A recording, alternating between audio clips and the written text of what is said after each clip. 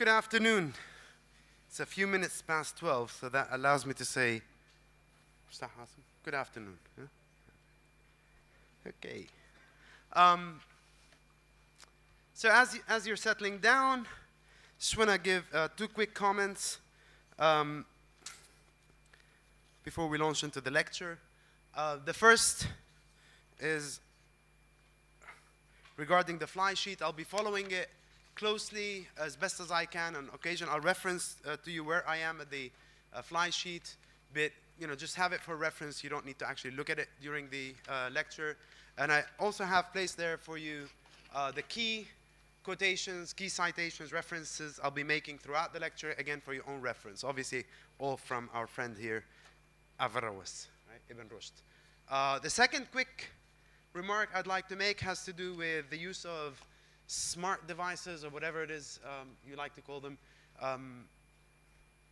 If I put this as a challenge before you, and that's how I like to think about it, not so much as a legal doctrine of, don't.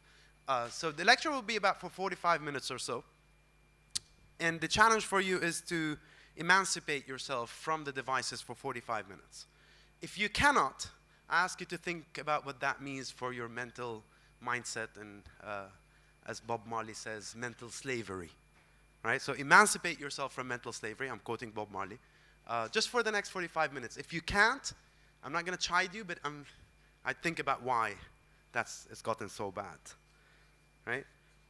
Okay, with that note, I'd like to introduce our author and topic for today. So the lecture today is on Ibn Rushd, or presentation, I don't like the word lecture very much, is on Ibn Rushd, the philosopher of Cordoba, with special focus, of course, on the selection you're reading from Ibn Rushd, which is the decisive treatise, or Kitab Fasl al-Maqal. The aims of the lecture, as stated there on the fly sheet at the beginning. So we'll introduce basically a brief overview of philosophy in the Arab Islamic world leading up to and before Ibn Rushd. We'll also obviously focus a lot on the key ideas and the key arguments and the key concerns of Ibn Rushd in the work you'll be reading. Okay? So I hope I'll be able to meet those aims by the end of today's lecture. As a starting point, let me just say this about this work. And I'll come back to emphasize this point as we go on. This is not a work which represents to you Ibn Rushd's philosophy. This is rather a work which represents to you Ibn Rushd's discussions on philosophy. Right? It's an important distinction to keep in mind, and I hope the centrality of the distinction will become clearer as we go along. Now, before we talk about the text itself and the author itself, I think it's very important to say something about the place and presence of philosophy and science in the general sense, because philosophy and science really not that separable up to this, within this context, really not up to the 19th century perhaps. So the place and role of philosophy before Ibn Rushd. Because one of the key things it is possible to fall into when reading Ibn Rushd's decisive treatise, you might get a sense that this is the first, perhaps, complete attempt at defending or presenting the place and role of philosophy in an Arab Islamic context, and that would be a wrong or false conclusion. He's certainly not the first to do what he's doing in this work, right? Some may suggest he's the last. I don't think he is. But some suggest he was the last to try this kind of defense, but he's certainly not the first. And he's certainly not the first to present an argument or a discussion for the possible congruence of monotheistic thought and philosophical reasoning, right? Definitely that, and I think you've already had that discussion in your in approaching Al-Ghazali, right? This notion that it's either or, this notion of the conflict between the two. Again, for Ibn Rushd, this is really an artificial conflict. It's not there. However, it is true that, of course, he is addressing an actual fact that philosophy understood as philosophia, Greek philosophy, Greek falsafa, right? Not philosophy as some, activity, okay? No, philosophy as Greek philosophy had been coming under certain attacks, so to speak. And so he is writing with a solid backdrop of a history of the development, the entry and the development of Greek philosophy in the Arab Islamic world. And by the time he's writing, quite a few events had occurred. So I want to just give you a slight kind of entry point from that backdrop, the entry point of philosophy, falsafa, philosophia, into the Arab Islamic world. And that really occurs about almost 400 years before Ibn Rushd, right? In a totally different part of the world than he's talking from, not Andalus, but from Baghdad. And essentially we trace it back most often, not necessarily accurately, but certainly most often we trace it back to the time of Al-Kindi, Abu Yusuf Yaqub ibn Ishaq Al-Kindi, who is considered to be the first Arab philosopher, actually perhaps the only one who is explicitly referenced as Arab philosopher, Philosopher al-Arab. And it was a time in Baghdad when they had discovered, if you wish, or rediscovered perhaps, the Greek works, the Greek corpus. Most of it was Aristotle, some of it, quite a bit of it actually was also Plato. Quite a bit of it was Plotinus. And some of Plotinus was misread as being Aristotle. Right? It was very interesting discussions at the time. And they were very immersed in the translation of the Greek works, the Greek sciences, right? And they actually referenced them as al-ulum al-qadima, right? The ancient sciences. Very much interested in their study, very much immersed in their study. Translations into Arabic through Syriac most of the time. Al-Kindi himself was head of one of those translation movements in Baghdad, right? It's also important to note that this movement, this interest in the study and analysis of these ancient sciences, as they called them, this was directly and fully supported by the political powers, by the caliphate, right? It was directly sponsored by the caliphate. In fact, Al-Kindi was the tutor of the caliph's son. Ahmed ibn al-Mu'tasim, who was the son of Mu'tasim, was Al-Kindi's direct student, okay? So there was direct, if you wish, political support, political sponsorship, if you wish, for these studies for various reasons. And you can read a lot of analysis on how come, why was there such an increased interest. Some of it traces back directly to the very essence of Islamic monotheism, some suggest, right? The Islamic monotheism itself and the narrative and the message of Islam itself urges people towards ilm and towards knowledge and towards fiqh and tafakkur. And so perhaps that was already there. This is something, for instance, argued around the mid-century, mid-20th century, I mean, by certain approaches to the study of Islamic philosophy. Others were another approach, perhaps, why this rise in interest in the study of the Greek sciences and by the way, not only the Greek, also the Persian, the Indian sciences were also translated. Is because of this fast expanding empire, right? That was very quickly, perhaps quicker than it had imagined, encompassing these different nations, different peoples, different traditions.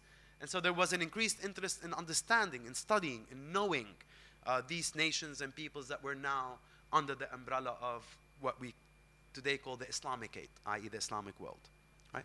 Whatever the reasons, and there's quite a lot of interesting literature out there on why there was this interest in the 8th century and 9th century, around the 2nd century Hijri. The fact is that there was that interest. And there was a very natural coexistence, if you wish, between the rationalistic, and I don't mean reason, I mean the sciences, the Greek scientific approach, the Greek philosophical approach, on the one hand, and the monotheistic narrative on the other hand, exemplified by many people such as Al-Kindi, if you wish, but also Al-Farabi and many others. And of course, this wasn't just about philosophy in the abstract sense, because as I said, science is in general, right? And Al-Ghazali, when he lists the scientific, the fields of philosophy, those 6 fields of philosophy in Al-Ghazali, remember them? Yes? Mathematics, logic? No? Familiar? Those were the Aristotelian classification, right? And so, of course, they include the natural sciences. And here, for instance, you see in some illuminations, some from around that period, some later, but they capture really the interest overall. Okay, it's not just abstract and theoretical sciences. It's very clearly marine biology, right? Studying of the fish there, very interesting. Obviously, astronomy and astrology, which were both very closely related, right? And the difference sometimes was blurred. And certainly mathematics and geometry and handasa and, all of these were under the umbrella of philosophical studies and philosophical thought and inquiry, right? And all of this was studied heavily in the 8th and 9th century Baghdad, centered around Bayt al-Hikmah, the House of Wisdom, which was established by the Caliphate, etc. Right? So the entry was very solid. It developed quickly, but there was a point at which the tide started to change, And perhaps that point begins with Al-Ghazali's teacher, Abu Hassan al-Ash'ari, right? So Abu Hassan al-Ash'ari himself used to be a Mu'tazila, used to be of the Mu'tazila, right? Which is a school of kalam which has close affinity to reason, kind of rational argumentation, okay? He himself exited, if you wish, اعتزل المعتزلة, yeah? He left the Mu'tazila. Didn't go full blown on the other side of the spectrum to the kind of hardcore Hanbalites or whatever, but he felt that certain questions in Islamic علم الكلام and Islamic monotheism are not open to rational discourse. They cannot be addressed through the kind of philosophical reasoning that we're picking up from the Aristotelian tradition or the Neoplatonic. And it needs to be kept within more of a monotheistic discussion, right? A more traditional, and I'm using the word very loosely here. With time, that tide picked up, and soon, the tide really moved against the Philosopher, right? And again, Philosopher, I mean those who were immersed in the study of Greek philosophy. So much so that many would suggest that after Al-Ghazali, you'd really be hard-pressed to find or name a person engaged in the study of philosophy in the Arab East, right? In the Arab Islamic East. Most names we think of are actually after Al-Ghazali up in Andalus, right? So you think of Ibn Tufayl, he's up in the Western Arab Islamic world, in North Africa and Spain. Ibn Rushd, same. Ibn Khaldun, definitely there. Fakhruddin al-Razi, also there. Ibn Basha, also there, right? So it's really difficult to name actually prominent figures of philosophy in the Arab East after Al-Ghazali. This is why many haram have blamed Al-Ghazali for the decline of philosophical thought and scientific thought.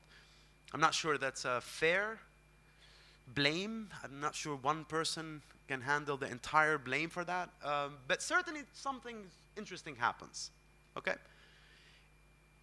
In the western part of the Arab Islamic world, as I already hinted, i.e. in North Africa and Spain or Al-Andalus, a different story was unfolding. In some cases, it resembles the story that was unfolding in Baghdad, but it was kind of actually picking up from Baghdad. The ruling figures of Al-Andalus were the remnants of the Umayyads who had been defeated, and at some point there was still this rivalry obviously going on, and so they wanted to, as far as the sciences and philosophy is concerned, they take a move at one point, particularly in the 1100s, to rival Baghdad, as Baghdad seems to be moving away from that tradition. And so they start to import books and manuscripts and go into translation movements and study them.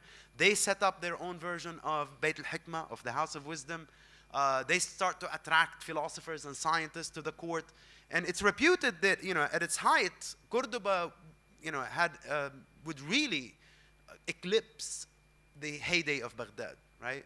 Hundreds of thousands of manuscripts, studies, music, architecture, really phenomenal architecture. This is from the Hamra Mosque and Palace. So really a heightened increase in the interest of the study of philosophy, science, and of course, theology and Ilm al-Kalam, definitely, right? It ebbs and kind of flows. It has its high moments. At one point, the tide changed a bit, but then generally, though, there was a kind of a solid support on the whole. So much so, just to give you an anecdote, for instance, the court, the ruling court, had actually people who would seek, probably follow football. Football clubs have scouts that look for new talent, right? The emirs had their own scouts that would look for new talents in science and philosophy. For instance, that's how Ibn Tufayl discovered Ibn Rushd, right? Of course, I'm oversimplifying it. But it was actually Ibn Tufayl, part of his role with the ruling powers of Al-Andalus was to identify possible new scientists, possible new philosophers, and invite them to join, be part of that court. Which is a very interesting little fact, because outwardly, the ruling powers of Al-Andalus were actually much more traditional, if you wish, again in that general sense. They didn't espouse philosophy, Greek philosophy, outwardly and openly, right? However, within the court and within the interest of the emirs themselves, it was very much a big issue, And that's how we know that Ibn Rushd came to become a key figure. Ibn Tufayl was asked by Yaqub ibn Yusuf, who was the ruler of the time. He was asked a set of questions if he could clarify about Aristotle. So apparently the ruler was trying to deal with Aristotelian corpus, particularly the metaphysics, and was having difficulty with certain key concepts and key ideas. And so he asked Ibn Tufayl if he wouldn't mind explaining some things. At the time, Ibn Tufayl was immersed in one of his greatest projects, unfortunately the only project that now survives, which is his very famous Hay ibn Yaqdhan. And so he says, well, I'm in the middle of writing something very, very important, but I have someone I can recommend. And so he recommends Ibn Rushd to the Caliph, to the court. And that's how Ibn Rushd became later known as the commentator, because of his greatest works was really the corpus of the commentaries he wrote on Aristotle, explaining Aristotle. Good? So within Al-Andalus, as I said, a number of figures rise. I mentioned already Ibn Tufayl, Ibn Baja before him, Ibn Rushd, and many others also after him. Very briefly, these days biographies you can find online, so I'll just say a quick few words about Ibn Rushd. So other than the side of philosophy that we're focused on here, it's very important to keep in mind that he was also very much a alim in his own way, right, in his own right. So we're not simply talking about here a philosopher, we're also talking about someone who is very immersed in the religious world, the Islamic religious world from which he comes. His family was immersed, as he is. At one point he is appointed judge of Seville, and then at a later point he is appointed chief judge of Cordoba, Qadi Qudat. And this is really like and of course here when I say judge, we're not talking civil law, yeah? We're talking religious law. Good? So clearly very much immersed, very much a great figure and reference point in jurisprudence, in law, in Islamic law. But also, he was the doctor for the Caliph. He was a physician. And as I said already, he was one of the greatest commentators on Aristotle. He also dabbled a lot in natural philosophy, not only philosophy. For instance, he was one of the earliest to recommend that Ptolemy's theory really had quite a few loopholes and it needed to be readdressed. He doesn't readdress them fully himself, but he certainly recommends that there are certain flaws in Ptolemy's theory of the universe. At one point he fell from grace, and perhaps that's the turning point in also the history of philosophy in Al-Andalus, a bit similar to the rise of Al-Ash'ari in Baghdad. Many stories what happened there. Don't know which one you want to believe or don't believe, but there's a story, for instance, that apparently in one of his works he had the note referring to the goddess, to Jupiter as a goddess, Venus as a goddess in one of his works, and within a monotheistic Islamic context, it doesn't go down very well. In another of his works, apparently he had written something about the ruler, which was misrepresented, or maybe properly represented, I don't know. Long story short, he fell from grace. He was kind of exiled. He died in exile. And many would suggest that with his death in 1198, following, by the way, his body was then brought back and buried in Cordoba. So he was kind of forgiven after his death, if you wish. But many do suggest that after his death in 1198, you have a kind of an end to falsafa, an end to philosophy in the Arab Islamic world, which is as weak a statement as anyone can make. Of course, philosophy never really ends, and certainly doesn't end with a person, neither with Ghazali nor with Ibn Rushd. It takes on different forms, certainly. It takes on different directions, definitely. It seems to, wane for a while. But to suggest that, with the death of one person, you have a death of a whole history of thought is a bit, too much. That being said, it was definitely a turning point, the death of Ibn Rushd. And particularly because not of his philosophy, not of the content of the philosophy, but because of the attitude and the attitude he had towards philosophy and the defense of the role and place of philosophy within an Islamic monotheistic context. And that's what you get in this work you're reading, which is the decisive treatise determining the nature of the connection between philosophy and religion, right? I believe the translation you're reading has it on the harmony of philosophy and religion by Hurani, right? Which is a good interpretation of the title. But the full title of the work actually is كتاب فصل المقال, the decisive treatise, right? وتقرير ما بين الحكمة والشريعة من اتصال, and determining the nature of the connection between philosophy and religion. Note that the Arabic doesn't actually say فلسفة ودين, right? It says حكمة وشريعة. It's actually determining the nature of the connection between wisdom, i.e. philosophical wisdom, and law, religious law. Okay? And this is essentially the project he sets himself down here. So we can start with the very title of the work itself. Okay? Determining the nature of the connection between philosophy and religion. And he will approach this as a jurist, and I'd like you to keep this point in mind. A lot of the places in the text, he writes not as a philosopher, but as a qadi, as someone who is fully immersed in his own religious worldview and trying to address this question of this alien falsafa brought in from the Igriq, from the Greeks, and what do we do with this? Okay? So the question he sets basically at the outset of the work is, what is the attitude? What is the attitude of religious law towards falsafa, towards philosophy? And this is the question that will inform the entire work. Okay? And no, this is not a philosophical question. What I mean by that is the answer he will give is not from philosophy and the greatness of philosophy, and this is why we must use it. Right? The answer, the question itself is raised from the perspective of a religious debate. What does religion, religious law, say about using philosophy? Does it allow it? Does it forbid it? Does it command it? These are the three possible forms of answer. Right? And he summarizes it in this. And if you notice, it's a idha. And the if here is both a hypothetical, but it's also given. Given that. Right? And of course, we have to show that it's given that. So he phrases it this way. He says, if the activity of philosophy is nothing more than study of existing beings and reflection upon them as indications of the artisan, of God. So that's one. Two, and if the law has encouraged and urged reflections on being, conclusion. Three, it is clear that what this name, i.e. philosophy, signifies is either obligatory or recommended by law. Right? That's essentially the outset of the work. Okay? So if, premise one, philosophy does this, and if the law commands us to do that, then essentially the law is either commanding or at least recommending the study of philosophy. Good? So the analysis will work from this. Now we'll start with the second one. If the law has encouraged and urged reflections on beings, has the law, religious law, remember here, right? Not, law. Has the law urged reflection on beings? Or commanded or encouraged reflection on being? Definitely. Right? What makes you say definitely? Who said?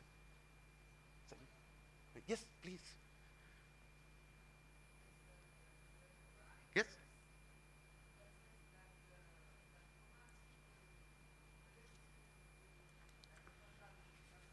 Absolutely. Right? And it's very good that you said it's from the verse. Because remember, this is what I've been trying to say. Ibn Rushd will approach this from the Quran, from the verse, not from philosophy. Let me show you the brilliance of philosophy. No, let me show you what Islam may have to say about this. Right? So the first question, as we said, is, does the law, religious law, encourage and urge reflection on beings? Ibn Rushd answer, oh, definitely. Right? He says it in Arabic, but akid. Why? Well, not me, not because I, Ibn Rushd, said so, because God says so. How many of the verses conclude with أَفَلَا يَتَفَكَّرُونَ أَفَلَا يَعْقَلُونَ أَفَلَا يَفْقَهُونَ أَفَلَا يَعْلَمُونَ Right? He's a qadi.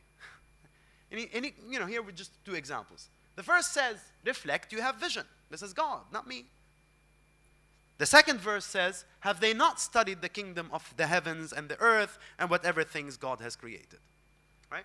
So Ibn Rushd looks at these verses and he says, I see two things here. In the second, I see encouragement. Have they not? In the first, I see commandment. Reflect. Fi'al amr.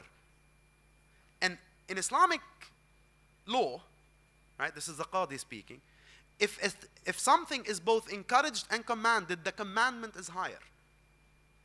Right? So since reflection is commanded, then it's commanded. We are required, we are obliged to reflect upon beings. Right? Great. شو خص الفلسفة? Right? Remember, falsafa is in the Greek. All right, this is fine. This is established, I think, no problem. How do we go from this to say falsafa, philosophy? right? Because, God obliging all of us to do philosophy is a scary thought, I think, for a lot of us. Right? So how do we move to that? Well, let's start with reflect. What is reflection?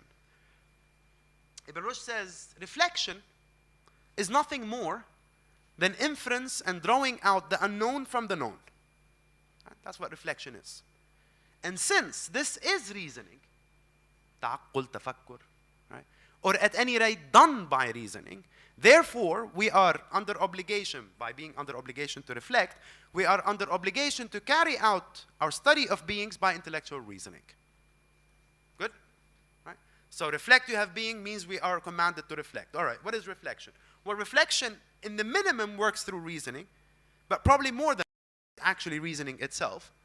So now I can rephrase that first commandment and say, reflect upon beings means reason, right? Use your reasoning, right? Intellectual reasoning, ta'aqqul. And according to Ibn Rushd, and of course not just him, most ulama and philosophers, in any activity you take the highest possible path. And the highest possible path of intellectual reasoning is demonstrative reasoning, ilm al-burhan. Okay? So if we are called upon to do intellectual reasoning, then we need to actually engage in demonstrative reasoning. Right? That takes us that much closer to philosophy. Because to do demonstrative reasoning, you have to know how to do it. What does it mean to engage in demonstrative reasoning? Right? There are rules of validity, rules of argumentation. There are ways which you can spot a fallacy in reasoning. Right? There are plenty of courses you can take on this. At UB we have, Philosophy 211 is a basic logic course, Introduction to Logic. Plenty. In mathematics you have it. In computer science you have it. Right? How do you put together a flow chart of an argument that is valid, proper? How do you identify the premises, the conclusion? Okay? So it's a science. So if I'm called upon to engage in demonstrative reasoning, I'm essentially called upon to study how to engage in demonstrative reasoning. Good?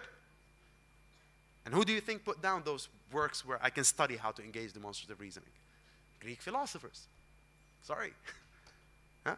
So if I'm to engage in demonstrative reasoning, I need to start from something already there. If this is true, and it is true, he says, if this is true in mathematics, you don't start from zero. If this is true in ilm al-kalam, you don't start from the zero. If this is true in medicine, what do you say about the art of arts, which is philosophy? And art here doesn't mean fine arts, by the way. San'a. وَهِيَ صَنْعَةُ الصَّنَائِعِ, he says. Right?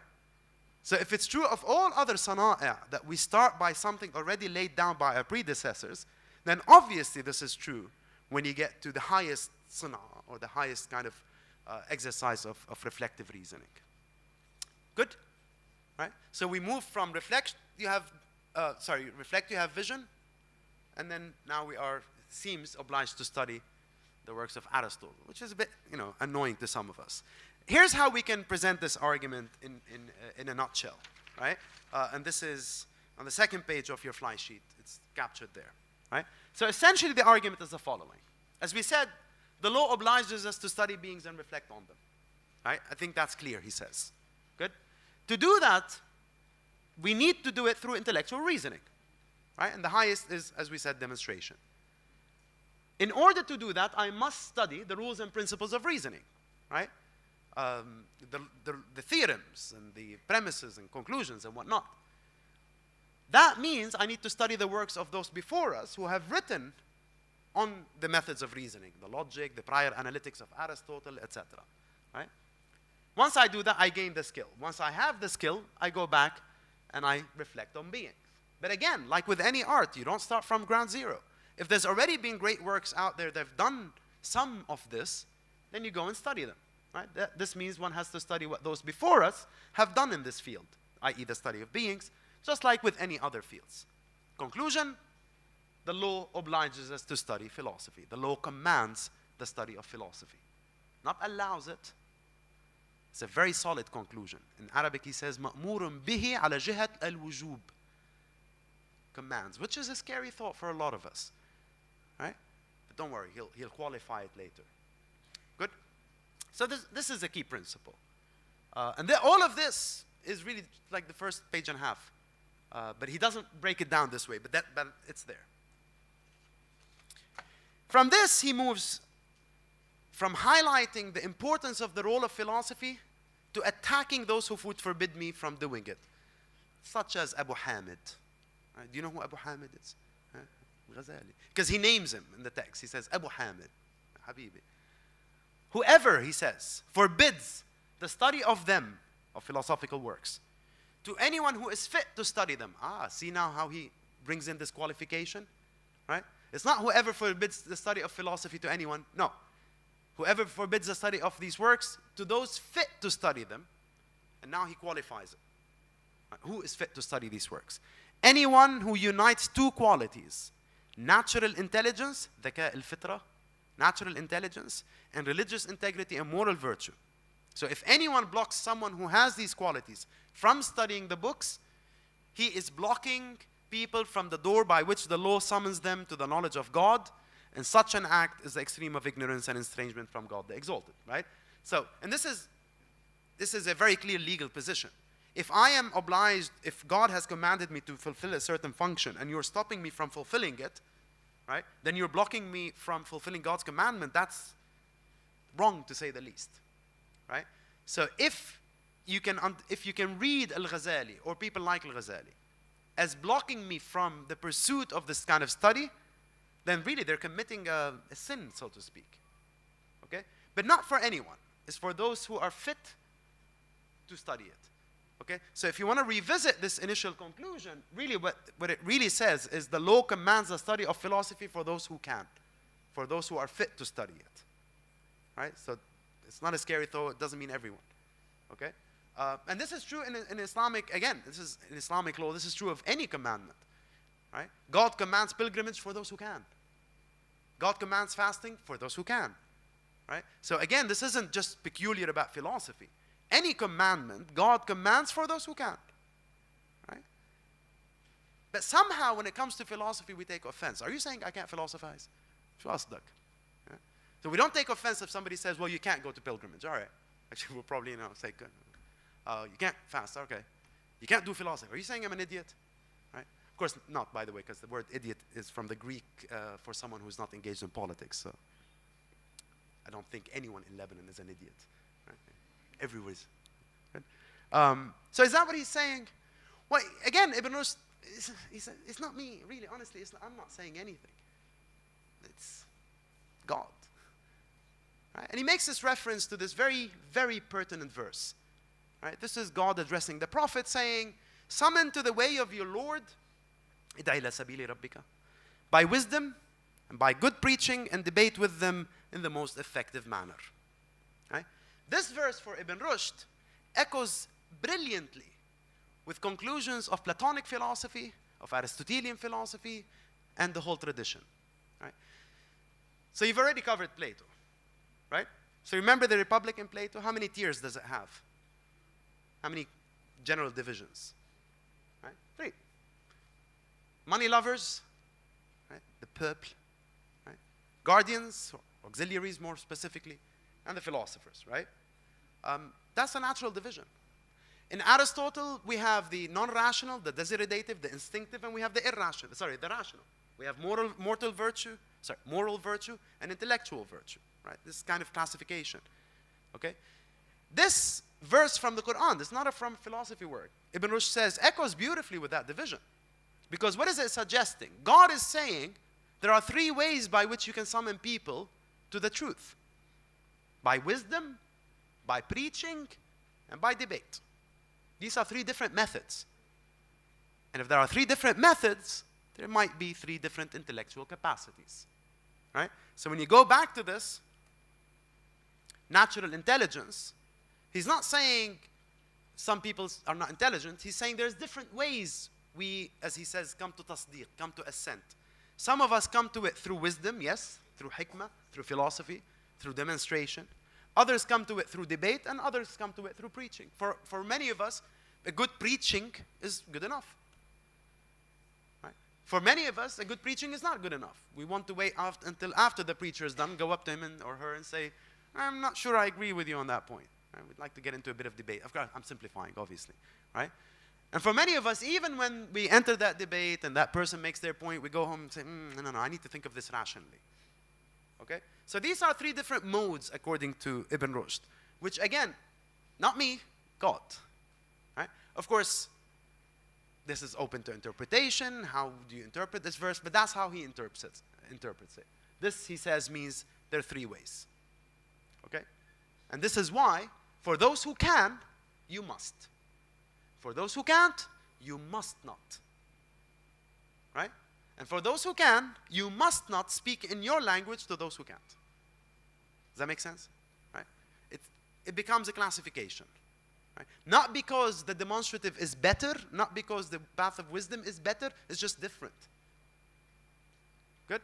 And this is why he's very insistent that putting down or publicly discussing issues directly related to philosophy is really a bad thing, because we're putting down in books accessible or works accessible to the public demonstrative language which is not accessible to the public. Right? And so this is an important point to keep in mind. Ibn Rushd is not only worried about how to respond to Al-Ghazali and his school, he's also worried about Al-Farabi and Ibn Sina and their students. Because he feels, as you'll see towards the end of the work, both have done damage. Not only those who attack philosophy, but also those who have been promoting philosophy and promoting it in such a way that they make the demonstrative language available openly, are also doing damage. Right? As he says, demonstrative arguments or demonstrative works really should be for, in the language of the demonstration, language of philosophy, should be for those of the demonstrative class, should not be for everyone. For their own good, I mean, it's not. But of course, at this point, you say, Lahza, what are you doing, Ibn Rushd?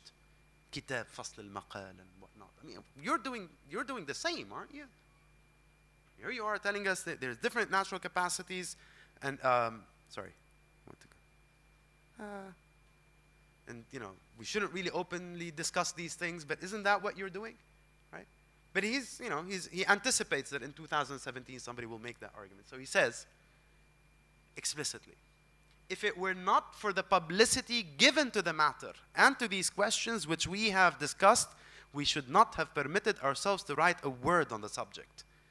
And additionally, we should not have to make excuses for doing so, right? But the publicity is already there. Al-Ghazali has already done the damage, as have Ibn Sina and Al-Farabi in some of their works. Had these issues not already been there, we wouldn't be doing this. And this is why I said at the beginning, it's very important to keep in mind, this is not a book which presents you Ibn Rushd's philosophy. He will not do that in a public book. Right? But this is a book where he is talking about philosophy, about the place and role of philosophy, because that's already a public debate.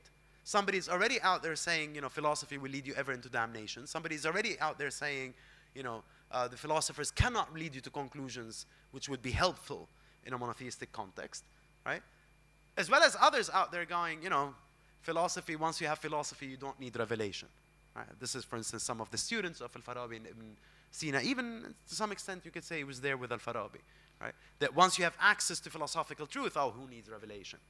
Good? Both of them have done the damage, and I need to address it, says Ibn Rushd. Right? And he's very passionate. He's very serious about this. Okay. So, working from... Sorry, I'm going backwards now.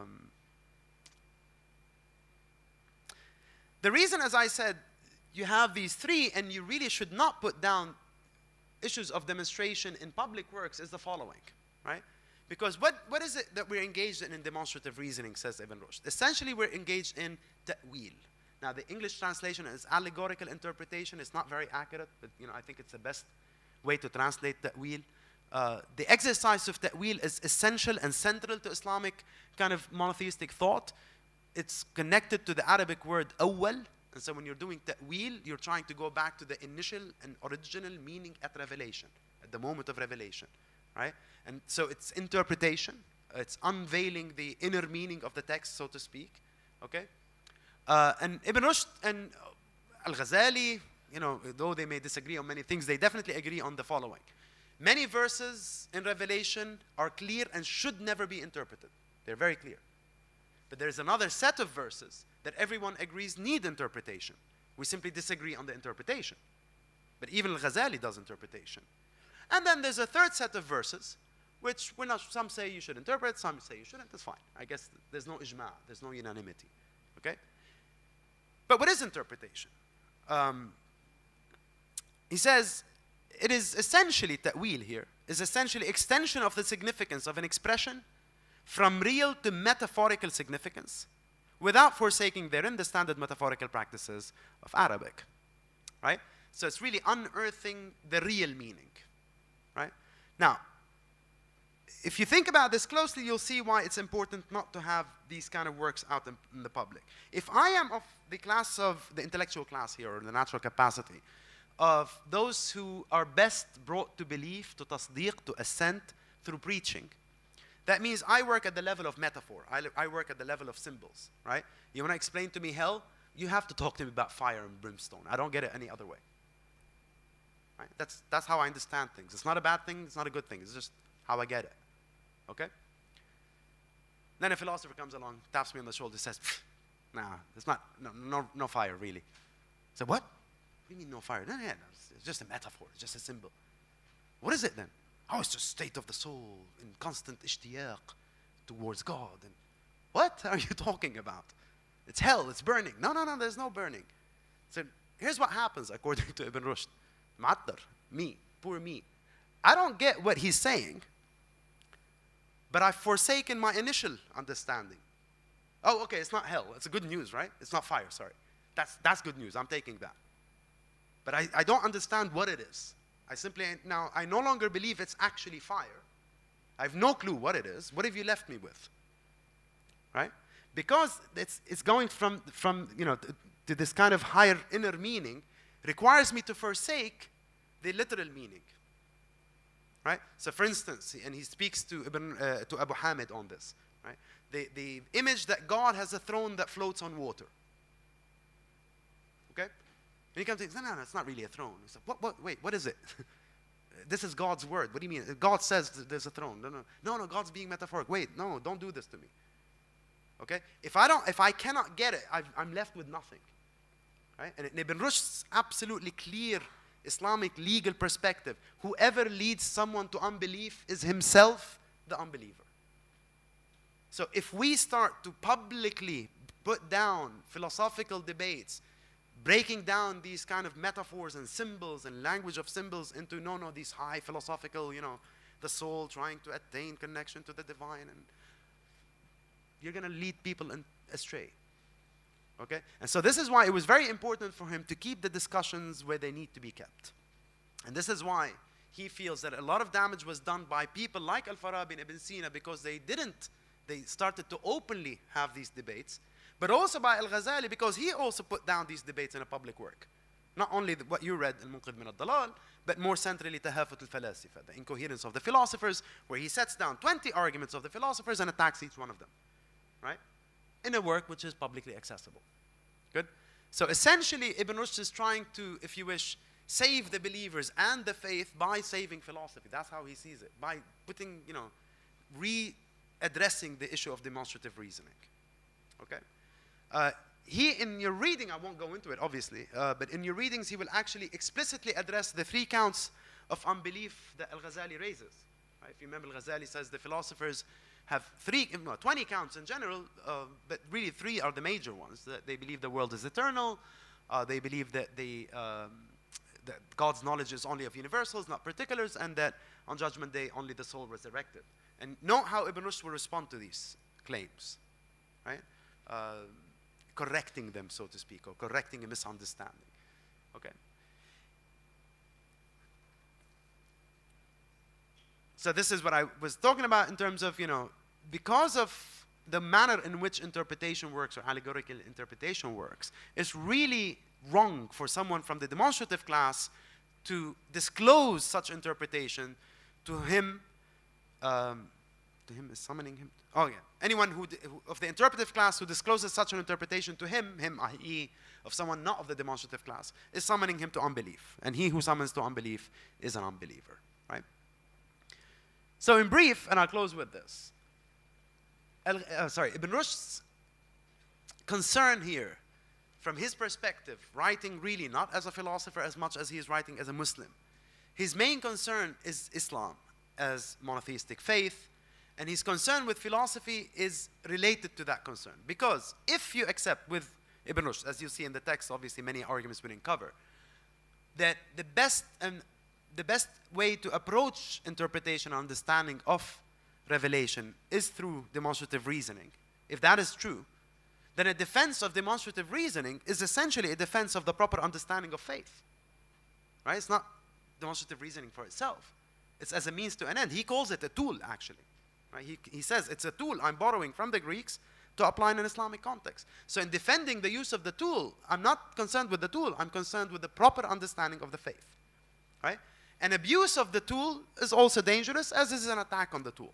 And this kind of tone of serious gravity is what you get in this closing part of the work. Right? In the conclusion, he writes, and I'll read it as is. He says, "Our soul is in the utmost sorrow and pain by reason of the evil fancies and perverted beliefs which have infiltrated religion, and particularly such afflictions as have happened to it at the hands of people who claim an affinity with philosophy." Right? There have been those who claim to be philosophers or mutafalsifun or in the practice of philosophy who have done a lot of damage to religion. Injuries from people related to philosophy are the severest to religion. At the same time, however, the other side of the critique, it, i.e. religion, has also been hurt by a host of ignorant friends who claim an affinity with it. And these are the sects which exist within it. Right? So his, if you wish, project as philosopher, as qadi, as Muslim, is to defend religion no matter where the hurt is coming from. And he sees that it has come from some who are pretending to be defenders of philosophy as much as it has come from people who are claiming to be defenders of religion. Good? And this is really the driving kind of project for him, whether in this work or in a lot of his other works. My main concern is the proper understanding of the faith. Thank you. Yes, yes. Please.